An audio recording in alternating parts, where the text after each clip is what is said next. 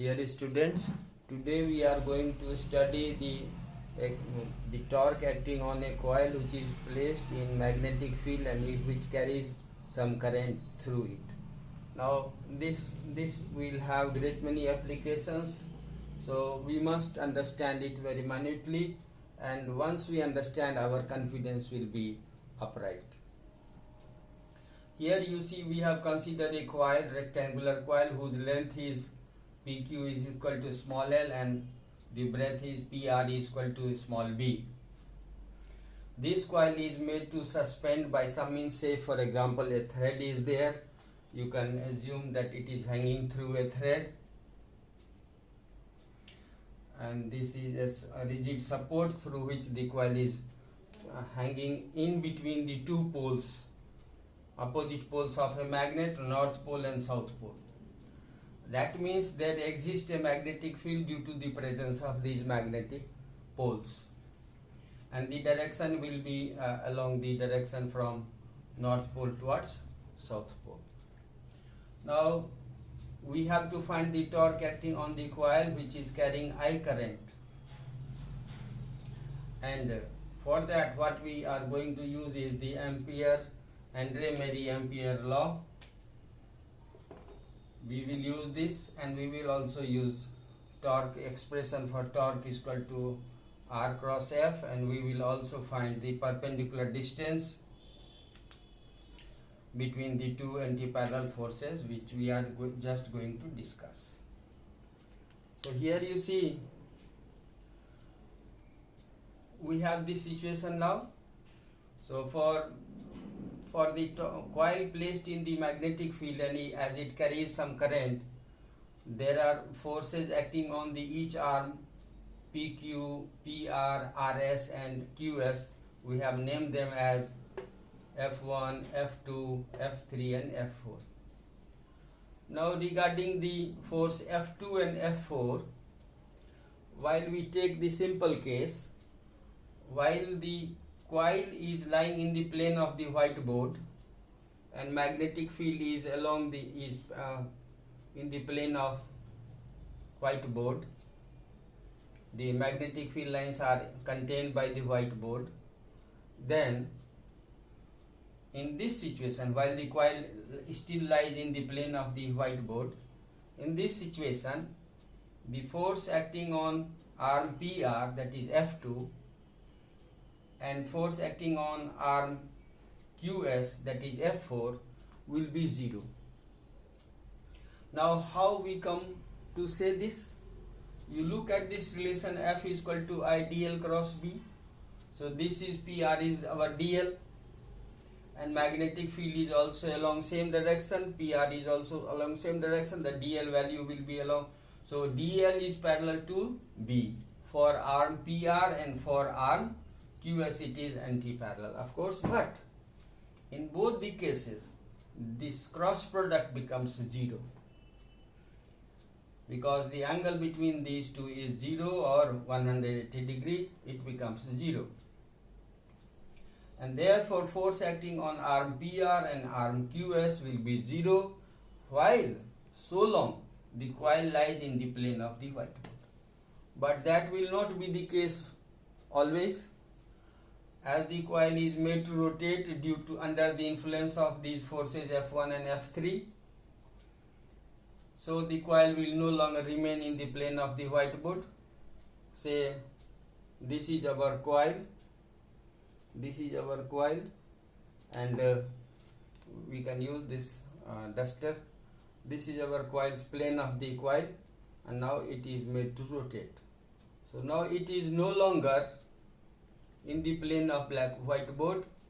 So that way, in that case what happens, F2 and F4 are no longer 0, but they are anti-parallel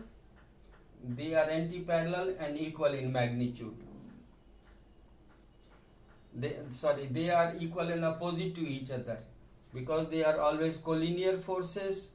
So F2 and F4 cancel each other, their magnitude are always equal, and their direction are always opposite to each other. So they cancel each other, and that way we do not consider F2 and F4 from this point onward, because this pair of force F2 and F4 are either 0 or together they cancel each other. You can do this exercise for yourself to find the direction of F2 and find the direction of F4. In this case, you will use this relation dl cross b. Here you have dl direction is it is rotating, so you have to imagine, you create a situation for yourself. I am leaving it for you. Now we will try to find the direction of F1, magnitude of F1, and hence that of F3. Here you see force acting on arm PQ, say F1, are always an equal and opposite, forming anti-parallel forces. They do not cancel, they are not collinear, but in case of F2 pair F2 and F4, they were always collinear. But these two forces F1 and F3 are never collinear, except in one case we will discuss later, and so this pair also vanishes for a short while, but otherwise it always remains thoroughly throughout the rotation. So F1 and F3 always survives. These are anti-parallel forces, and you see, if you think about it, here the F3, if the coil is in the plane of the blackboard, then F3 will be directed towards you and F1 will be directed away from you, but they are parallel to each other. As the coil rotates, the perpendicular distance between them keeps decreasing and becomes 0. You see, this is what happens. The coil is placed here. The perpendicular distance is maximum equal to a small b, qs. But as the coil rotates, the perpendicular distance decreases, and so finally becomes 0 when it is at 90 degree to it. So we will try to understand it in that sense that F1 and F3 are in general forming anti-parallel forces. Of course, they are surviving, and that is causing to produce torque on the coil, which makes the coil to rotate. Now, what is the direction of F1? Let us see. If you look at this arm PQ, dl is along vertically upward direction, magnetic field is along the plane of the whiteboard. So if we place a screw in the plane of dl and b, you see what happens. You screw it, right hand screw rule, it will go into the whiteboard. So that's why F1 is going away from you and perpendicular to the whiteboard.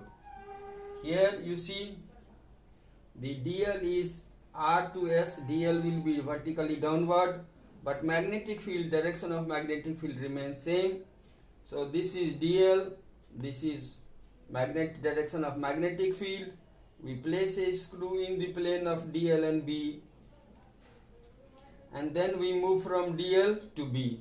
So what happens? The screw opens up, it moves towards you. So therefore F3 is directed towards you. That will always remain true, because you have to consider this, that force is always perpendicular to the plane containing dl and b. dl is always vertical, whatever may be the position of the coil. Either coil is like this, it is vertical, it is rotating, still it is vertical, it is rotating, still it is vertical. So whatever be the position of the coil, the direction of dl is always vertical, and direction of magnetic field is always along the plane of the whiteboard. So that means dl and b are always at 90 degrees to each other. Therefore, when we expand this expression, we get I dl magnitude of dl, the magnitude of b, and sine of the angle between DL and B, that is sine 90 degree, and sine 90 degree is 1. Therefore we have written force F1 is equal to I into magnitude of DL, magnitude of B, sine 90 degree, and that is also equal to the magnitude of F3. So that way we have found the value of F1, the magnitude of F1 and F3, sorry. So F is now equal to ILB, and torque is what? Torque is rotating R cross F. So R is what? Perpendicular distance between the two forces, anti-parallel forces. Now here we have two forces, and the perpendicular distance between these two forces is equal to B itself now. But as the coil rotates, the direction of the forces F1 and F3 are now such that they are always perpendicular to the plane containing DL and B. So that means they will always remain perpendicular to the whiteboard, and as the coil is rotating, here the distance is maximum. As the coil is rotating, the direction of force never changes. Whether the coil is in this position or in this position or in this position, it always remains perpendicular to the blackboard. So F3 always remains directed towards you and perpendicular to the whiteboard. F1 always remains perpendicular to the whiteboard and directed away from you. So as the coil rotates, the perpendicular distance between these two forces keeps decreasing. There is the maximum gap between this. Now as it rotates, it is not rotating. Force is remaining like this. Force is remaining like this. So the perpendicular distance between them decreases gradually to become 0 finally. So that way we have the perpendicular distance will be given by, from the geometry, B cos 90 minus alpha. Coil is rotated by alpha angle, then you can understand that the length of the perpendicular distance between these two forces F3 and F1 will be B cos 90 minus alpha.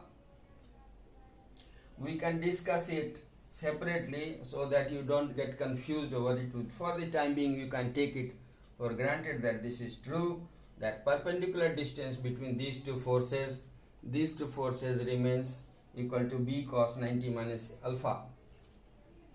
What is alpha? Alpha is the angle between the two positions of the coil. First position is while it is lying in the plane of the whiteboard, and second position is while it is rotated by alpha angle. While it is lying in the plane of the whiteboard, you see alpha is 0, and for that you see cos 90 minus 0, that is cos 90, B cos 90, and cos 90 is